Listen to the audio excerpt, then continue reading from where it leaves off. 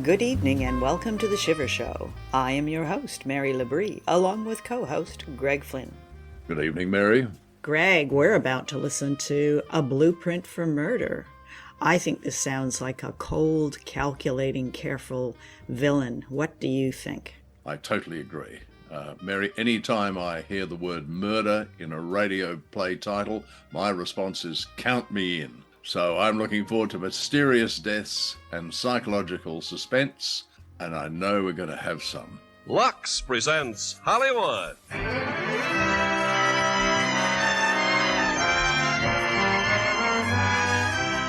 Lever Brothers Company, the makers of Lux Toilet Soap, brings you the Lux Radio Theatre, starring Dan Dailey and Dorothy McGuire in A Blueprint for Murder. Ladies and gentlemen, your producer, Mr. Irving Cummings.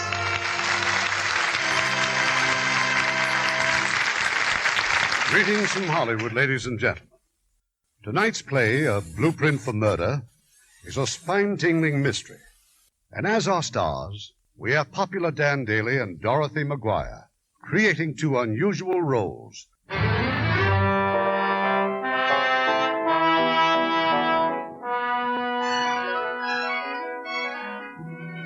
The telegram was waiting for me in New Orleans. The telegram from Lynn. I took the next plane back and rushed to the hospital. Late that afternoon, the doctor was able to give us some real encouragement. And so I think our worries are over, Mr. Cameron. But she was a mighty sick little girl. You still don't know what was wrong? Not for sure. The tetany test was negative. Tetany? Those muscular spasms she was having, they're quite characteristic. Well, I'm sure she'll have quite a comfortable night. I understand you're the child's uncle, is that right? Yes, her father's dead, and my brother. I'm very attached to both children and their stepmother. Now, Mrs. Cameron's had quite an ordeal. Why not take her home? We'll have a special nurse on duty, and if anything at all comes up... I'll try and get her to leave now.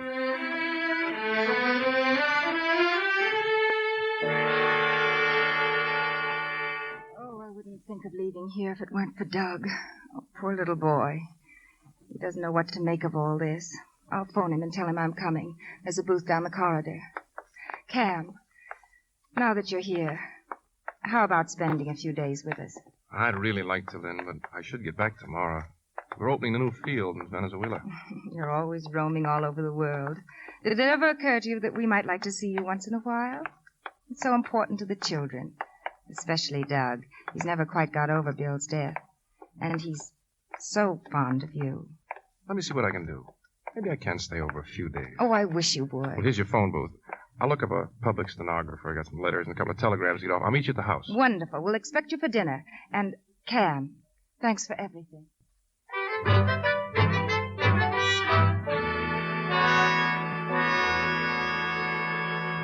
Gosh, Lynn, do I have to go to bed? Can't we play just one more game? It's way past your bedtime, Doug, and tomorrow's school. But Uncle Cam's only going to be here for a few days. And we're going to have fun for those few days, too. How about the ice show tomorrow? Oh, boy. Gee, I wish Polly could go, too. It was awful last night, Uncle Cam. The way she kept yelling, "Don't touch my feet." Yes, I know, but I think we should try and get that out of our minds, Doug. Dad was just like that when he died. Just like that? Well, I'm afraid Doug's letting his imagination run away with him. But he was. All stiff and funny, too. Just the same as Polly. Is that right? Well, there was some similarity, I suppose. But the doctors all agreed that Bill had virus encephalitis. Anyway, there must be a lot of things with the same symptoms. Yes, I suppose so. Have you told Uncle Cam about your baseball team, Doug? Boy, have we got a team. I knocked 2 home runs last week. If we were up in Boston, Slugger, we could see the Red Sox play. Say, how about letting Doug spend the summer with me? Oh, please, Lynn, please. Well, why not? Sounds wonderful. Oh, boy. Let's see. I've still got the sailboat out in the Cape. I ought to take care of the weekends, and during the week... Lynn took us up to Lake George last summer, and I learned a lot about boats, Uncle Cam. Seems to me Lynn's been mighty good to you. She sure has. Well, good night, Uncle Cam. Good night, Doug. Good night, Lynn. Sleep well, dear. And just call if there's anything you want. I will. See you in the morning, Uncle Cam. You've been wonderful. The way you're bringing up those kids. They're nice kids. It hasn't been hard. When their mother died, I thought no one would ever be able to take her place. They really love you, Lynn. I don't see how they can help it. I always thought Bill was a lucky man, and now I'm beginning to realize just how... Oh, excuse me. Hello? Yes. Yes, we'll be right there. Cam, that was Dr. Stevenson at the hospital. Polly? He told us to come right over. She's had a relapse.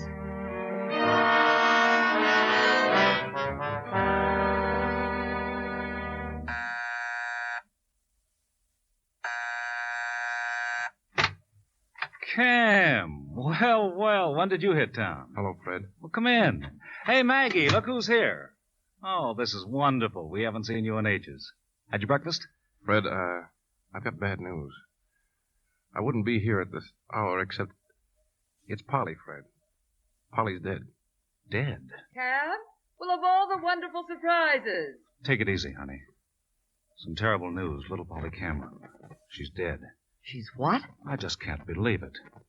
Accident? No, she took sick. When, Cam? When? Early this morning at the hospital. Oh, what a tragedy. And Lynn and poor little Doug, how's he taking it? Well, they're both under sedatives. Your breakfast, please, go ahead. You'll have some coffee anyway. I'll get another cup. I have no right to barge in like this, and I should have phoned you first. That's a fine way to talk to an old friend. Fred, you're still handling the estate, aren't you? Yes, of course. Cam, what was wrong with Polly? Well, the doctor seemed rather uncertain. He doesn't know? Sometimes it's hard to tell, I suppose, but there's one thing about it that bothers me. Well? Apparently, Polly had the same sort of convulsions that Bill had before he died.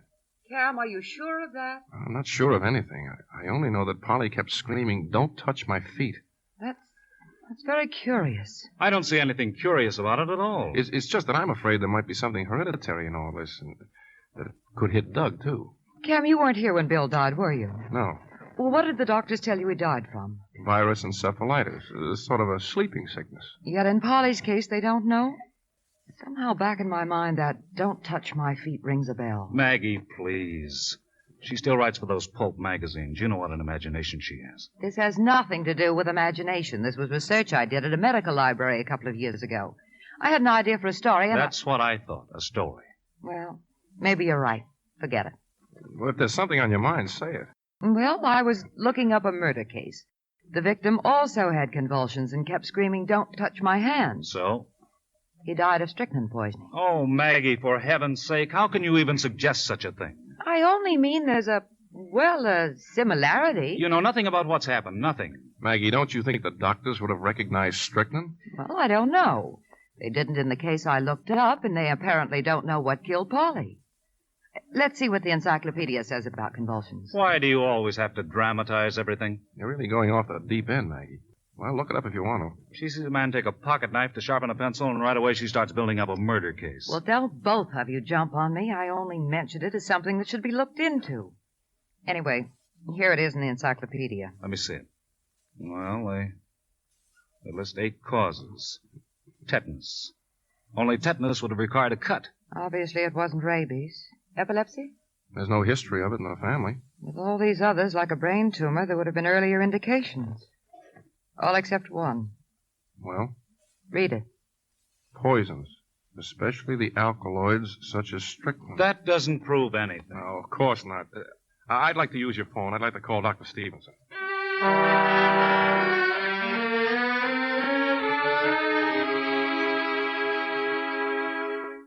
And so we thought of the possibility of strychnine, Doctor. You're serious about this, Mrs. Sargent? I don't mean to be rude, Doctor, but you do admit you don't know what that child died from. Is this your idea, too, Mr. Cameron? I haven't any ideas, Doctor, but you told me it wasn't tetany, and yet that's what you put on the death certificate. Because that's what we were treating the patient for. She responded to the calcium, so we continued it. As a matter of fact, I suggested an autopsy. Oh? Lynn couldn't stand the idea. I agreed, nothing could be gained by it. Mrs. Sargent, just how do you think the child got the poison? I don't know, of course, but I don't see how it could have been accidental. I hope you realize what you're saying. Meanwhile, Mr. Cameron, I'm afraid I don't want any part of all this. I'm sorry I ever mentioned it. Come on, Cam, let's go. Thank you for seeing us. You're quite welcome, Mr. Cameron. Who could have done it, Maggie? Who? Oh? Several people. For instance? For instance, Lynn. Good day, Dr. Stevenson. Maggie, what's got into you making a crazy crack like that about Lynn? Now, doggone it, I'm getting mad. I only said it was possible she could have done it, and it is. You've got her all wrong. She certainly made Bill a good wife. He was very happy with her. Do you plan to stay on? Till the end of the week. Just 3 or 4 days, huh? Can I drive you anywhere? No, thanks. Think it over, Cam. It sounds ridiculous, I know. But is it? Say hello to Fred. I'll see you both in a day or two.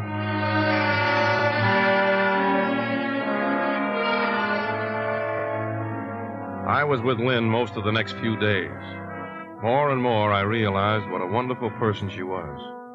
Her warmth and affection for Doug helped so much to soften the blow of his sister's death. Never did Maggie's suspicions seem more fantastic than now. Must you really leave tomorrow, Cam? I've stretched it as long as I could, Lynn, but I'll be back as soon as I can. You can rely on that. I don't know what I would have done without... Yes, Anna? It's the phone, ma'am, for Mr. Cameron. It's Mr. Sargent. Tell him I'll call him back later, Anna. No, go on. I'll run upstairs and see if Doug's asleep. I'll take it in the study, Anna. Yes. I just wanted to know if you're still leaving in the morning. Yes, of course. Why? Well, I hesitate to talk about it on the phone. It's about your brother Bill's estate. Well? Under the terms of his will, Lynn shares in trust. She receives only the interest unless... Well, unless what? Now, I don't want you to think we're jumping at conclusions, Cam. We're not. It's just that Unless what? Unless both children were to die. Both Polly and Doug. Fred, what the devil are you trying to say? Well, it could provide a motive. I'm not amazed at you. I know how all this must sound, Cam, but I think you ought to stay over another day so we can talk it over. All right. All right, I'll see you in the morning.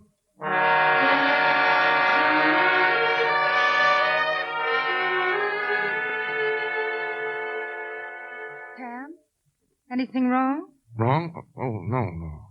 Fred just called to say goodbye. Oh, I hate that word. I told him he was being premature, that I've decided to stay a day or two longer. That is, if it's all right with you. You know it is. Was Doug all right? Oh, yes, thank goodness. I'm worried about him. He doesn't look at all well. It's been the same for him as for the rest of us. Such a terrible shock. No, but Doug hasn't been looking well for weeks. I'm thinking of taking him out of school, Cam. Maybe a trip to Europe. Why? Well, he needs a change. Everything here only reminds him of his father and Polly. And it'd be good for me, too. How long would you be away? Oh, I don't know. Maybe a year or so. That long? Might be very good for him. Visiting all the little out-of-the-way places and just taking it easy. I'm not worried about his schoolwork. He's such a bright boy. We could take some sort of study schedule with us, and that way he could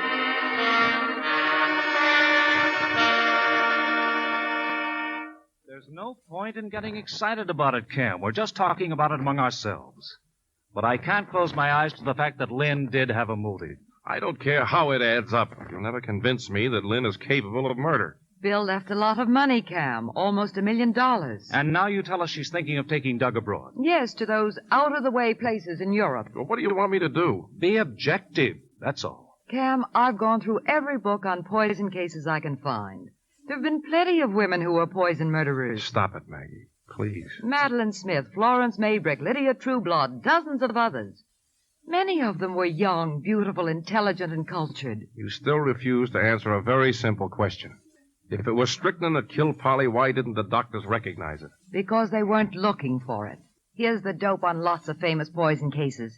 Not in one instance did a doctor call the turn based on medical diagnosis. You just can't dismiss it as impossible, that's all.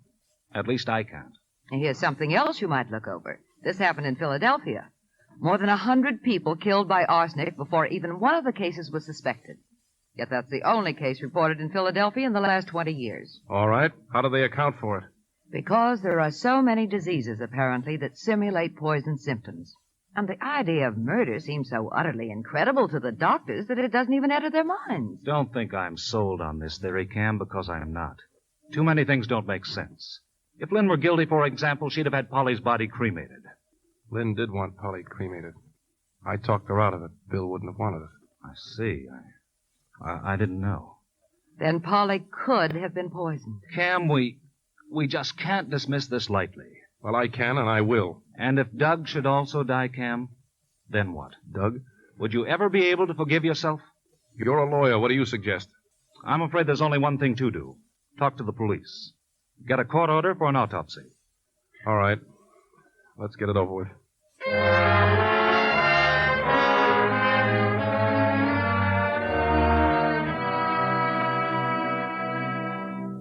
Cam, aren't you coming in? Dinner's ready. Oh. What's the matter with you? You've been staring out of that window for half an hour. Ever since you got that phone call. Where's Doug? I told you, he's having dinner at his friend's down the street. Lynn, I've got to talk to you. Well, can't it wait until after dinner? No, it can't wait any longer. Lynn, I don't know how to begin. That phone call before, it was about Polly. Polly was poisoned. Poisoned? Yes. Oh. Why, it just couldn't be. Cam, there must be some mistake. I'm afraid not. But how? How could it have happened?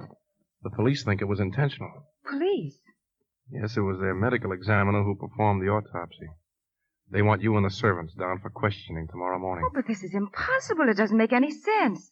The police, what gave them the idea of performing an autopsy? Lynn, you know Dr. Stevenson wasn't certain what caused Polly's death. No. Well, there was a reason for thinking it could have been strychnine. The symptoms are almost identical. And you knew about this, and you didn't even mention it to me. I didn't think they'd find anything wrong. There was no purpose in upsetting you.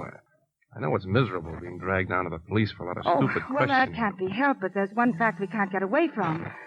If Polly was poisoned, then somebody did it. And it's up to us to find that somebody. Yes, well, I'll need your help more than ever now. I'll be here.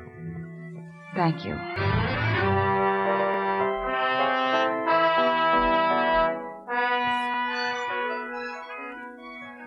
Lynn was questioned the following morning at police headquarters. Lieutenant Cole seemed almost apologetic. He dismissed her in a matter of moments. Then he brought Fred and me to Captain Pringle's office. Well, Lieutenant, where's Mrs. Cameron? I just let her go, Captain. She was very cooperative, but I'm afraid we didn't learn very much. Nothing from the servants either. They're all very loyal to her. What'd she have to say about them? Nothing but the best. But it all seems to boil down to Mrs. Cameron, or the cook, or the maid, or the chauffeur. They were the only ones in the house the night little girl took sick, except little boy, of course. They had dinner at 7 o'clock. Polly took sick about 11:30, and no one admits giving her anything to eat in the meantime. Yet strychnine would have started to work in half an hour or so. Well, that's about it, I suppose. You don't sound very hopeful, do you? These poison cases are always dillies. It'll be very tough proving anything. Now, don't get the idea we're laying down, Mr. Cameron. But there have been only 2 poison murder convictions in the whole city of New York in the last 50 years, both based on confessions. There's nothing else you want us for? Just one thing more. We're having your brother's body exhumed, Mr. Cameron. Why do you have to do that? I think you'll agree that if we find out that he was poisoned too, it may go a long way toward helping us find the one we're looking for. He's right, Cam. You start on a case like this, and you never know where it's going to lead. We'll be in touch with you, Mr. Cameron. Thank you. Fred, where will you be late this afternoon? Maggie and I? Well, we're meeting for cocktails at the plaza. Any chance of joining us? Not for cocktails. But I may want to see you. Why? Well, I may have something. I may need some advice.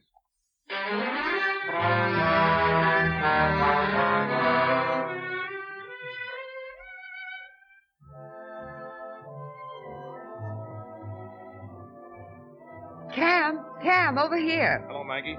Well, I've just come from the library. Oh, no, not you, too. I went through all those books on toxicology. Lynn couldn't have done it, only now I can prove it. How? You die of strychnine during a convulsion. You die of suffocation. Well, what does that mean? It means that somebody gave Polly a second dose in the hospital. In the hospital? She was getting better. How could convulsions start all over again nearly 20 hours later? I never thought of that. No, and neither did the police or anyone else. Besides, I called the medical examiner, and he had to agree. Well, of course, in all the strychnine cases we looked up, they either died in a few hours or they got well. And it proves that Lynn is absolutely innocent. But how could the hospital have given Polly strychnine? By mistake? That's what I've got to find out. I'm seeing Dr. Stevenson again in the morning.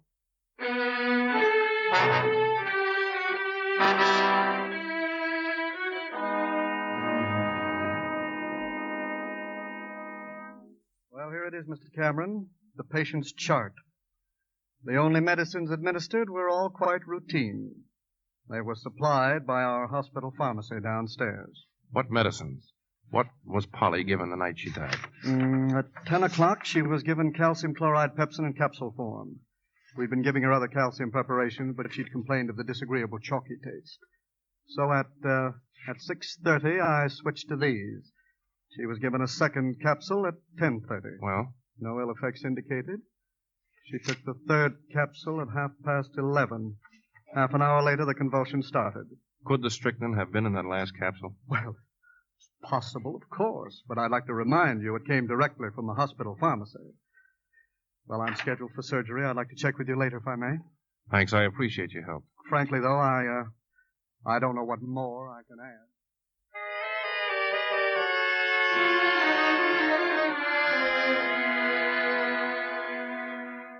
Mr. Cameron, you wanted to see me? I'm Miss Brownell. The supervisor said you're the nurse who was on duty here the night my niece died.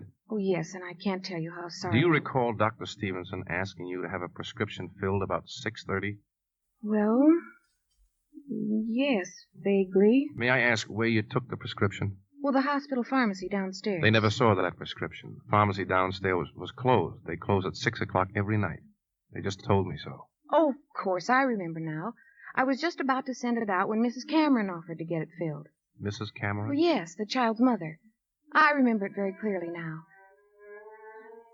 Oh, is that all, sir? Yes, thanks.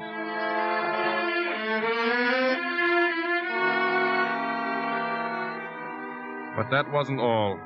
In the morning, the police sent for the nurse. She reported to Captain Pringle's office. Now tell us, Miss Brownell, how did you happen to ask Mrs. Cameron to get the medicine? Why, I didn't ask her. The hospital pharmacy was closed, and she offered to get the prescription filled herself. Who delivered it to the hospital? Well, she brought it back. What time was that? Oh, I imagine about 7:30. The capsules were in a bottle? Yes. The bottle was sealed? No. No, it was just an ordinary bottle cap. Then it would have been possible for someone to have tampered with the capsules without you knowing about it, huh? Well, yes, I suppose so. That'll be all, Miss Brownell. Thank you very much for coming here. Not at all. Goodbye. Who's next? Miss Cameron's chauffeur, a fellow named Wheeler. Okay, bring him in. Now then, Wheeler, you say Mrs. Cameron left the hospital just after 6:30 and you drove her to that drugstore. Yes, sir. What time did you return to the hospital? Oh, about 7:30. A little earlier, maybe. How long did it take to get it filled? 10 minutes, maybe.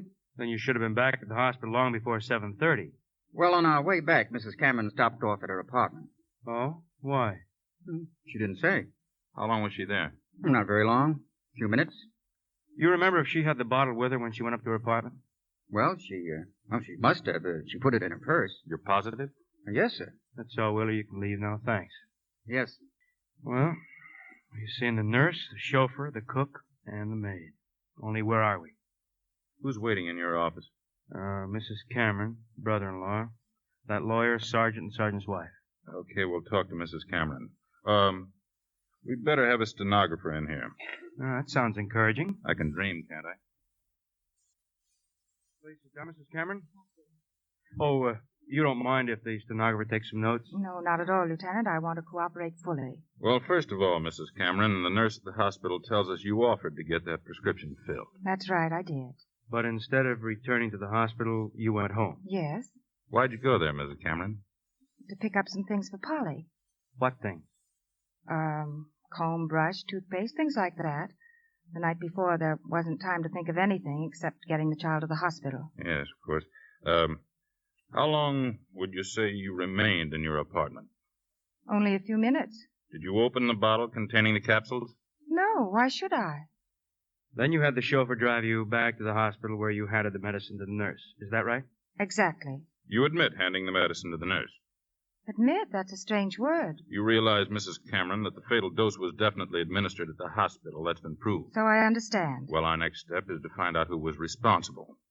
You and Mr. Cameron were the only visitors? That's right. You and the hospital attendants were always present while Mr. Cameron was there. I know. So that rules him out. And there was always someone present while I was there. Nevertheless, the poison was somehow slipped into the calcium capsule, and all the medicine came directly from the hospital pharmacy except the bottle you gave the nurse.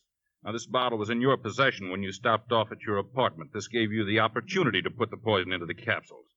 What's more, Mrs. Cameron, you're the one person with a motive. I'm sure you must realize what you're saying. Yes, I do. The death of the 2 children would make you a very wealthy woman. You wanted the child cremated. You opposed an autopsy, though there was doubt as to the cause of the child's death, and Dr. Stevenson requested it. You think I did this thing? That I killed Polly? It's beginning to look that way, Mrs. Cameron.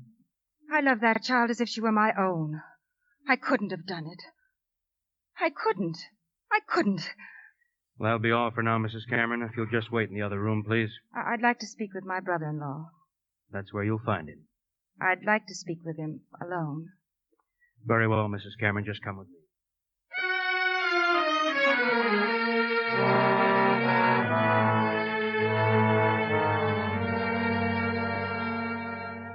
Cam, they think I did it. They think I killed Polly. Yes, I know. Oh, I'm trying to keep calm. I mustn't get unnerved. I don't know how much longer I can keep this up. But I must. Lynn. If things should go against me, Cam, what about Doug? From the way they talked, I may be held over for a trial or something. Well, yes, I suppose Cam, so. if it does happen, will you take Doug until it's all over? Of course I will. And try not to let him ever hear about this. He mustn't know.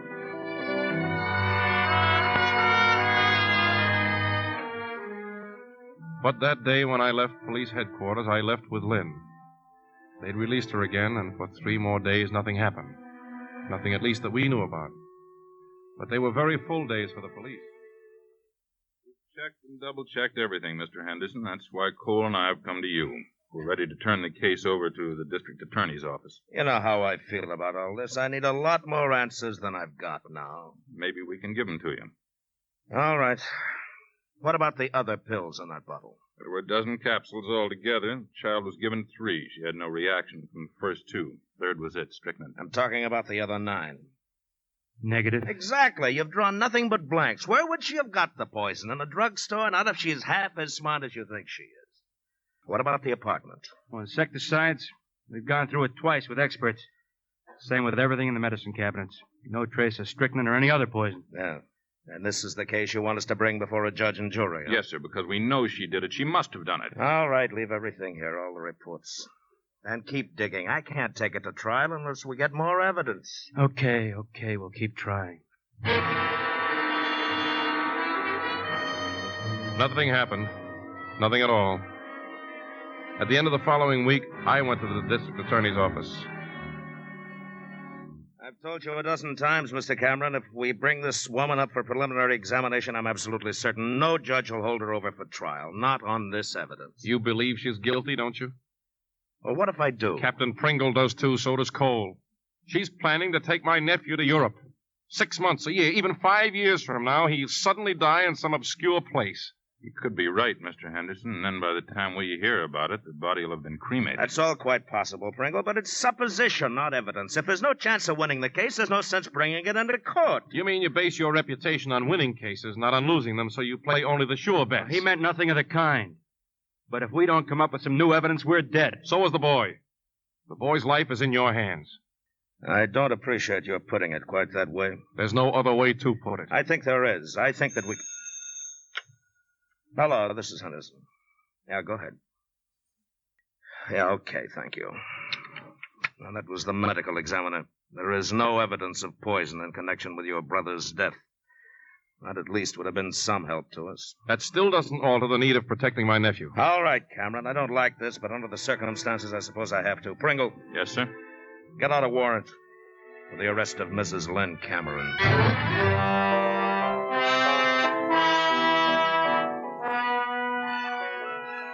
Lynn agreed it would be better for Doug if he stayed with me until it was over. The boy and I moved in with Fred and Maggie Sargent. Then came the hearing. We got exactly nowhere. All the judge did was echo what the district attorney had been saying right along.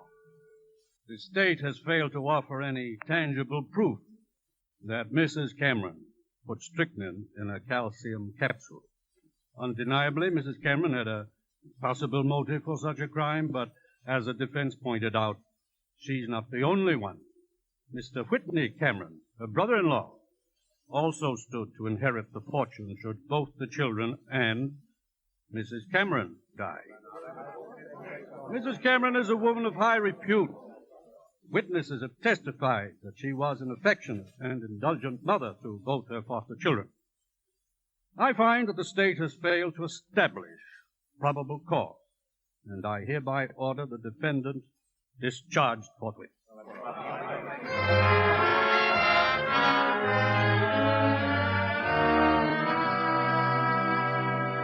Well, I guess that's that, Mr. Cameron. We're licked, unless we can find new evidence. You spoke to her a few minutes ago, just before she left the courtroom. What'd she say?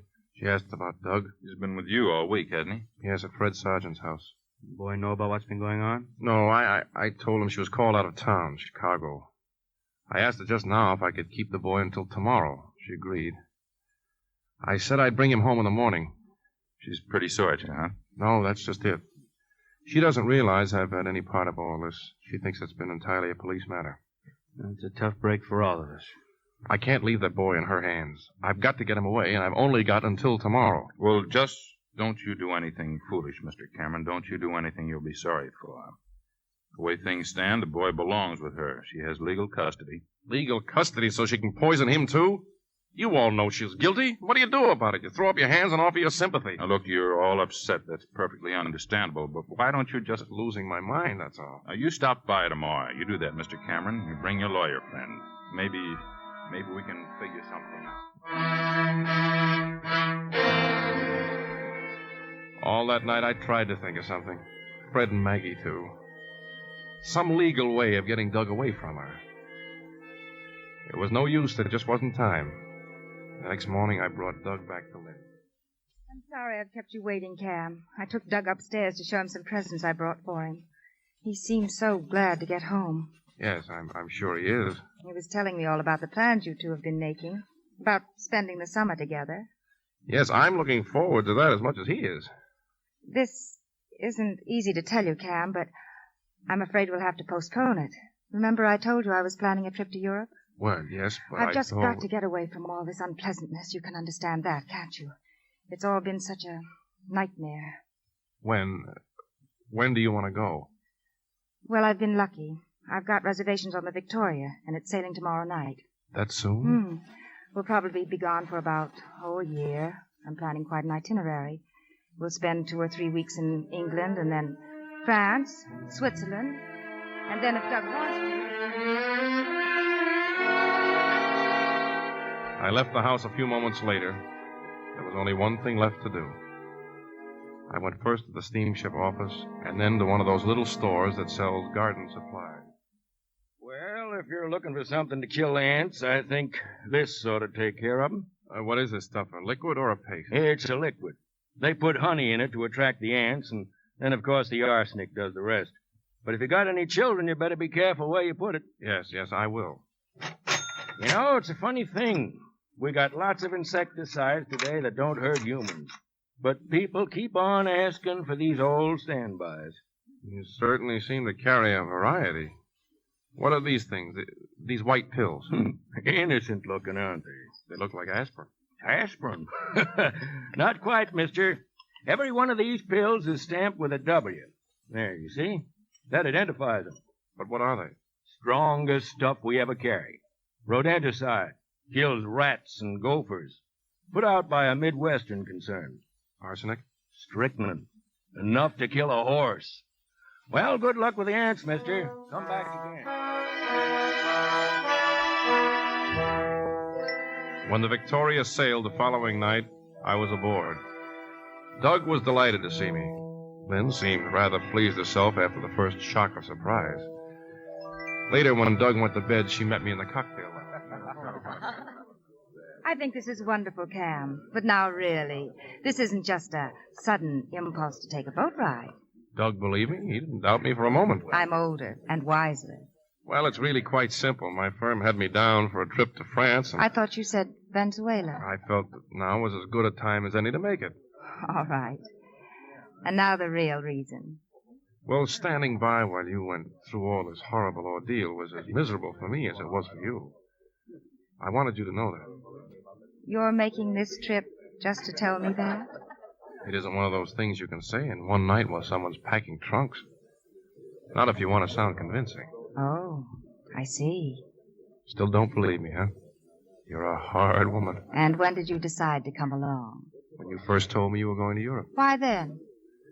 Because that was the moment when I realized how much I'd miss you. I wish I could believe that. No. No, I take it back. I want to believe you can. And I do. I do.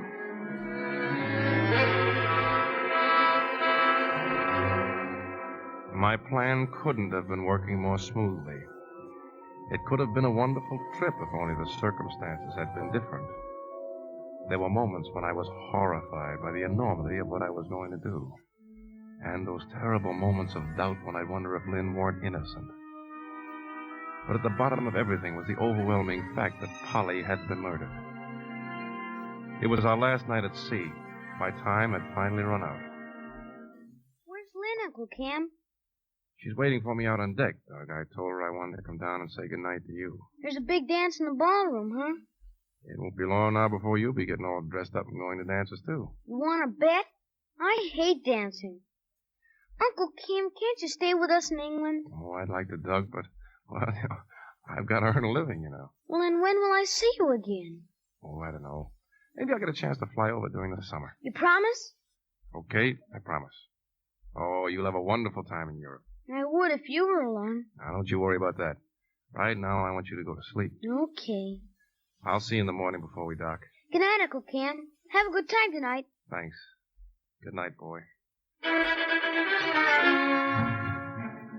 I went to my stateroom and put it in my pocket. That small bottle that I'd filled with poison I'd bought the day before the boat had sailed. I met Lynn. I suggested a cocktail in the lounge before we went to the dance. I'd rehearsed this scene 100 times in my mind. But now my mind was numb. The idea of taking the life of a human being was like a hideous dream. Bacardi cocktails. Remember, Cam? Remember? Oh, of course you wouldn't. It was just that you and I first met at a cocktail party, and they served Bacardis. But I do remember the party was for you and Bill, just before you two got married. I wish I'd met you first. I thought you were the most beautiful woman I'd ever seen. Why, I can... Hey, be careful. What? Oh, no. How clumsy can I get? Now, don't be so upset. I've spilled a few cocktails in my time. Wait for me, will you? It won't take long to change. I'll be back in a moment. The waiter brought another drink and went back to the bar. I put my hand on the little bottle in my pocket. It would be so easy, so simple. But my hand wouldn't move. It was as if it belonged to someone else. I'd have to find another opportunity later tonight. But suppose I was wrong. But Fred agreed. Maggie, the DA, the police, all of them agreed. Only Lynn could have done it. If I could just be certain. Lynn was back now. We drank our cocktails and went to the dance. It went on and on as if it would never end. And then suddenly... Oh, no. No, what? Oh, can't you hear? Old Lang Syne, silly. Means the end of the dance. The end of the voyage. And it's been wonderful. Feel like walking? How about a turn or two around the deck? I'd love to. I'd better have a wrap, though, hadn't I? Yes, you'd better. Give me a key. I'll get your coat. I knew then that I just couldn't go through with it. Out on deck, I took the bottle from my pocket and dropped it into the water. I picked up a wrap in her stateroom, and then as I was leaving, my eye caught the bright array of fancy bottles on her dressing table. Perfume, lotions. It seems crazy, but somehow I sensed an association between those bottles and the one I had thrown away. I stood there looking at them. They weren't all cosmetics. There were others, too. neatly arranged in a little traveling kit. Medicines, things for first aid, and a bottle of aspirin. Suddenly, I was back in the store, and the clerk was talking to me. Aspirin? Not quite, mister. Strongest stuff we carry. Enough to kill a horse. I opened the bottle and dumped out the pills. They were all aspirin. All except 3. 3 pills, just a little different from any of the others. And stamped with a W.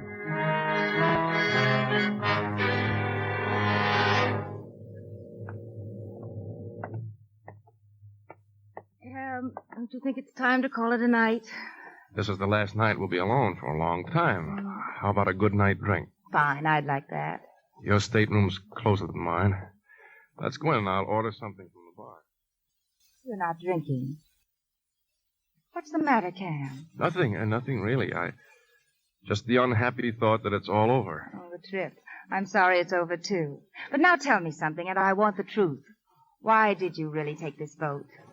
You know why? I know the reason you gave me. It's all very flattering. But it's a little difficult to believe. Why? Oh, I don't know. Of course you are the sort of man who might do crazy, impulsive things. Like going to Europe so I could be with you for 5 days? Yes. Cam. Your hand's shaking. What is it? It's nothing. Nothing's wrong. You know something? This drink tastes funny. It's bitter.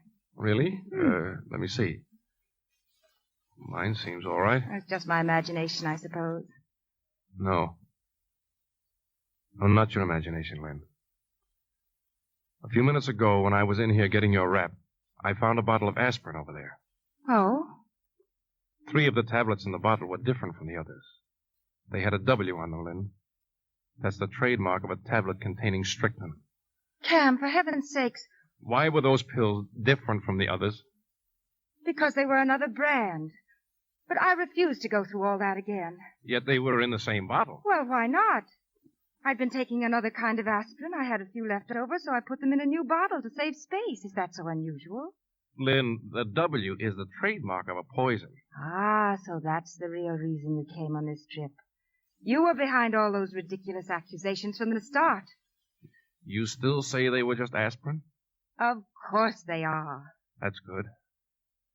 I'm relieved. I'm very relieved. Why? Because that's why your drink tastes a little peculiar. I put one of those pills in your cocktail, and you've just taken it. I don't think we have anything more to discuss. Ever. Get out, Cam. Just a moment, please. Who are you? My name's Connolly, Mrs. Cameron. I'm ship's detective. Mr. Cameron sent for me as a witness. You've been listening to us. Yeah. As a witness. So that's what you've been expecting. An hysterical admission that the pill contains strychnine. You never give up, do you, Cam? Well, I'm sorry to disappoint you. The tablet was harmless. Mr. Cameron, seems you've made a very unfortunate mistake. If you'll excuse me, I'd like to leave. This sort of thing's getting to be a habit with him, Mr. Conley. Connolly, wait a minute. Look at your watch, Lynn. It's been almost 5 minutes since you took that drink. Right now, your life can be saved. Even another 5 minutes, but beyond that, you'll die. You know all about strychnine, don't you? Lynn, please. If it was strychnine, let me call a doctor before it's too late. But on the other hand, if the tablet was nothing more than aspirin, there wouldn't be much point in calling a doctor now, would there? And if I were to admit that it did contain strychnine, there still wouldn't be any sense in phoning for a doctor. It's a sort of even Steven, isn't it? Death by strychnine or death by the electric chair. Take your choice. Lynn, it's 5 minutes past 1. Every second is bringing you closer to a horrible death. Don't be a fool. Strange, isn't it? You seem to be the one who's going to pieces, not I. You know, it just occurred to me. If I should die, you're the one who'll be facing the electric chair.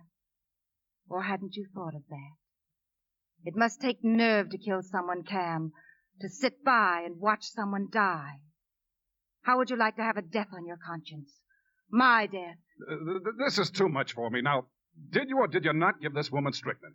I gave her a pill marked with a W that I took from that bottle on the dressing table. Then it was absolutely harmless, Mr. Conley. You have nothing to worry about. Lynn, please, you don't have much time. Tell me, Mr. Conley, what are your impressions of this man? Would you say he had character, honor, integrity? I'm sure you would. But I'm afraid his looks are quite deceiving. Let me tell you about him. He lived in my home, as a guest, as a relative, as a warm friend. But all the while he was accepting my hospitality, he was taking everything I said, every incident that occurred, and was conniving to build up a case against me. Oh, but his betrayal didn't end there. Even after the court threw out his ridiculous charges, he kept on and on. But this last attempt, this is the most contemptible of all. You must really be proud of yourself, Cam. Only nothing's happening to me. Even you ought to be convinced by now you're being an idiot. A complete idiot. You were there with me the night that Polly died. You heard her screams. You saw the horrible agony she went through. Do you think that anyone who'd seen that would take the same chance of dying in that same horrible way? Do you? Well, I've been an even bigger fool than you. You took me in completely. I was even falling in love with you.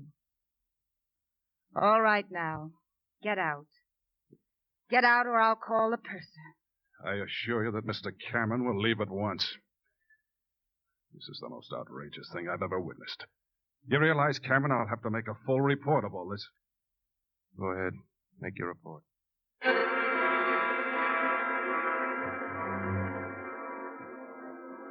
I went to my stateroom. I must have been sane. Blindly insane.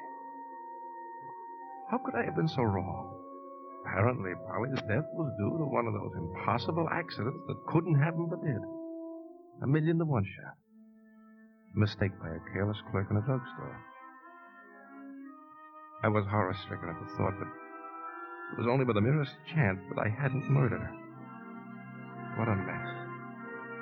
What a complete, miserable mess I'd made of everything. I wondered if I... Cameron, come along, hurry. You're wanted in the surgeon's office right away.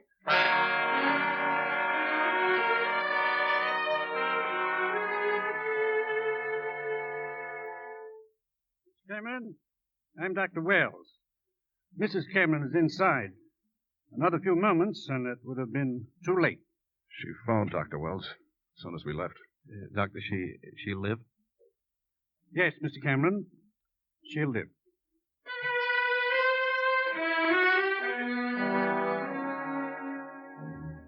Lynn Cameron was convicted of murder in the 1st degree. Her sentence, life imprisonment. And so to the names of Madeline Smith, Florence Maybrick, and Lydia Trueblood, and all those other young, beautiful, but evil poison murderers was added that of Lynn Cameron. Something to remember? Perhaps. Doug and I, we're trying to forget.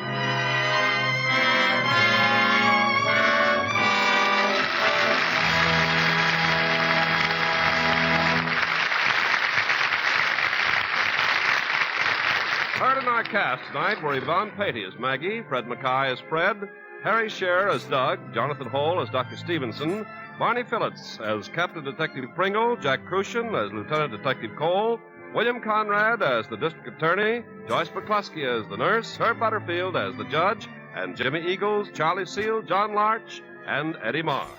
Our radio play was adapted by S.H. Barnett, and our music was composed and directed by Rudy Schrager. Greg, we just listened to A Blueprint for Murder. This is from the Lux Radio Theatre, 1954, with Dan Dailey and Dorothy McGuire. What did you think? I liked it. Once again, I've chosen a radio play because you and I take it in terms, right? But yet again, I've chosen one with a femme fatale. Either there are just so many crime stories with deadly women as leading ladies, so that's actually impossible not to choose a few. Well, yes, so the old French saying, cherchez la femme, I think is in place here. But I would argue, Greg, that there's also a man who almost commits a murder, and that's Cameron himself. That's right. And luckily, he got away with it. Scot-free. You're scot-free. But he does seem he was doing it with the best of intentions, if that's possible with murder. I'm sure the legal system views things that way. It's okay if you were doing it with the best of intentions. That's right, exactly. Yes, and I wonder if the will goes to him after. I thought, yes. Right? Oh, we're very calculating as well. I actually haven't seen the film A Blueprint for Murder that this radio adaptation was based on, but I did watch the movie trailer on YouTube, and in the trailer, the voiceover guy asks about the beautiful stepmother Lynn. Was she liquid fire or congealed ice? Ooh. Oh, my answer, both. This was wonderful, Greg. I actually just loved this. It was so compelling, wonderful suspense. I thought it was just beautifully paced as well. And this is from the writer Andrew L. Stone, who is a screenwriter or a screenplay writer. And I think also I really enjoyed the details around poisoning and murders and so on that the other murderers that had used poisoning in the past. I thought that was an added goodie in this. In fact, I looked up strychnine as a poison, a plant-derived alkaloid, by the way, I've discovered. And I was reminded that Agatha Christie, in some of her wonderful novels, used poisons. For example, The Mysterious Affair at Styles, which was her first Hercule Poirot novel, used strychnine. But also she went in for cyanide. And there's arsenic, of course. Yes. Well, I've heard this through various media products, novel, movie, radio dramas. Poisoning is the weapon of choice for women. It's not typically a man. I have heard that before, but I think that sounds slightly sexist. Indeed. Well, that'll be our homework assignment. Yes, that's right. Women and poisons. No, it was good, and there were some nice twists in there. I know, and this is a sad twist, but nevertheless, I did not expect Polly, the daughter, to die. Because she came good in the first couple of minutes of the show. But that's when I first realized her name is Polly Cameron, which means Cam's name is Cameron also, which makes him Cameron. Yes, you gotta. Well, I always love hearing William Conrad, and he comes in as the district attorney halfway through the story, and always love to hear him. And I'm also always impressed that he doesn't mind taking a relatively small role and just really, gives it his all. But Dorothy McGuire, who plays Lynn, I thought was terrific in this. Oh, yes, I'm a huge fan of Dorothy McGuire's. Now, when I was a little boy, and I've got to say, I probably didn't see them the same year they were produced, but nevertheless, at some stage, she was in Walt Disney's Old Yeller, which I loved, and also Swiss Family Robinson. And she was Mrs. Robinson. She was terrific. She had a great career. The Old Yeller is the first movie that I saw as a child where I actually cried. Ah, so did I. I did. I cried as well as a little boy. Yeah, well, so she's wonderful in this. She's beautifully sweet and lovely at the beginning, and then becomes very dark and sharp toward the end. And I looked up a bit about her, and she had a wonderful career in radio and film, but she said that this was something she struggled with because she was very good at the dark roles, but those films didn't tend to be very successful. And so I've got this quote from her where she says, "I fought the hardest for this role, and it was my least successful. I went right back to playing nice girls and faithful wives." Well, she was very good at both, frankly. But she's a baddie in this, and it's wonderful. Well, she is a baddie. And speaking of little girls, and the subject of poisoning, I was wondering why they never really explained why the little girl cried out, "Don't touch my feet." Mm. So I looked this up, and it was sensory sensitivity. Strychnine poisoning makes the nervous system extremely sensitive. So by gentle touch can cause full body muscle spasms. Yes.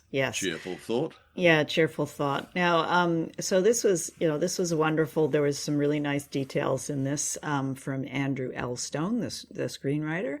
And I looked him up, and I found that He has written a number of screenplays in this genre, and the characters tend to be, like the investigative characters, tend to have the surnames Pringle, Cole, and Pope. So he uses those, and they're not the same person in each screenplay, but he just likes to call them that. And true to that form, we've got Jack Kruschen, who and Barney Phillips, and they played Pringle and Cole. Now that's true trivia there. That's great. I did look him up as well. I must say I didn't recognize him, but he as you pointed out, he's a well-known writer, but he also directed that 1953 American thriller, A Blueprint for Murder, with Joseph Cotten and Gene Peters. And then it was the task of a radio writer to condense that for tonight's show. His name was Sandy Barnett. He worked for J. Walter Thompson, which is an advertising agency. And then he went on to write PR releases and speeches for the Los Angeles Police Department, probably from all that training he got writing crime radio. How interesting, yeah. So, you know that there's always a famous Canadian somewhere in the cast. Yes, Kruschen. I'm going to go for Kruschen, is it? Jack Kruschen, yes. Yeah, who came from Winnipeg, or as we like to say in Canada, Winterpeg. Why, is it chilly? Is it? Oh, yeah. All right. Okay. Yes, indeed. All in all, what did you, just getting back to, first of all, it was a live audience, which I do enjoy. For some reason, there's something about having the audience coughing that makes it very real, because you could see the actors up there performing, and what a tough task that would be. But what did you think of the sound effects? Not that there were a lot. There were some sound effects. This required a lot of cleaning. I did a lot of work to get rid of the sort of hiss. It wasn't a super great recording. So, without boring our listeners, I did have to do quite a bit of work to tidy that up. Terrific. And I did my, which is my role, you're the sound effects expert. I'm the guy who looks up, well, what would that amount of money in, let's say, 1954 be worth today? And the $1 million that kept being mentioned, 1954, in US dollars, that would be US 12 million today, which is a reasonable sum. Absolutely. I mean, well worth the effort, I think. Yes, you said very keen on somebody getting poisoned. But if I was right, now you'll have to remind me there. When they dug up the body of her first husband, who was Cam's brother, but he hadn't been poisoned. Was that correct? I don't think they exhumed the body. They simply looked at the medical records, which are clearly not going to be very useful. No, I don't know. In regards to the child actor in tonight's play, the little boy, I'm never quite certain if it is actually a child or not, because I know in, for example, in animated movies, they'll use, and this is not a sexist remark, they'll use women, lighter voices, for children, for more complex roles. So what did you think? Was that a real little boy? Hard to tell. Very good point. It could have been a woman. The role isn't credited in the credits, so we can only guess. But an adult female voice actor who knows what she's doing can definitely sound like a little boy if she wants to, or a little girl. So I can't say, but it's a good question. Well, Greg, any final thoughts on A Blueprint for Murder? Mary, I just want to raise something with you. I do have a final thought here. Now, just before the show began, you very kindly offered to make me a cup of coffee. Now, unless it's my imagination, it tastes distinctly bitter. Oh, good heavens, Mary. Mary, no. You poisoned me with instant coffee, not freshly ground.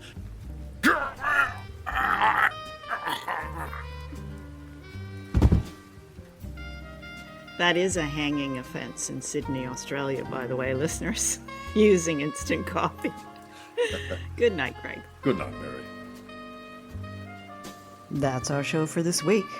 Thank you for shivering with us. We are a podcast on Spotify, Apple Podcast, and on YouTube.